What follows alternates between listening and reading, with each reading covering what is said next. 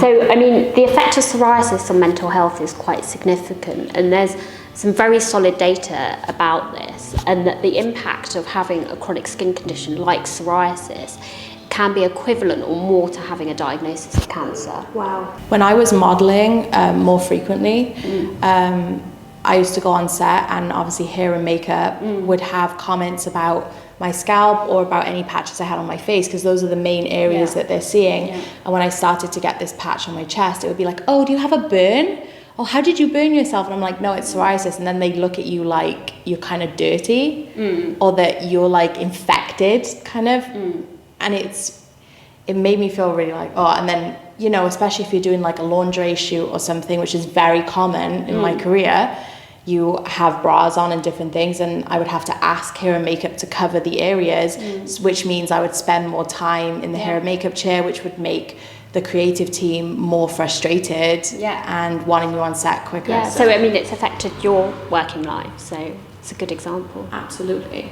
Do you think somebody might feel suicidal, or it might affect their relationships, their work choices? So, I mean, I've got patients that come to me, and employers can find it difficult if they have employees with psoriasis. Comments might get made, people are less likely to get promoted. People with bad psoriasis may not go out and socialise, they may not want to go into a relationship or feel nervous too because of their psoriasis. So it can affect your life in many ways. So that's why it's important to get help. What would be some great tips, maybe the top 5 tips that you would give to combat your mental health when you're having a flare-up of psoriasis? To go and see your GP is a good first port of call. And tell your close family members how you're feeling.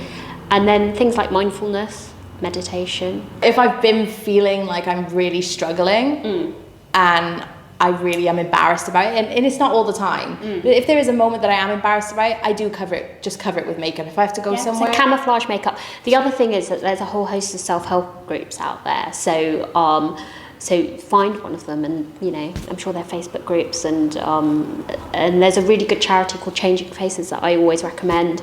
They're a Marylebone-based charity where they have a free counselling service for any skin or hair condition that affects your mental health, and I get really good feedback from patients who go to them. And also I think with anything to do with your mental health, it's really great to find a community of people who are also experiencing the same thing.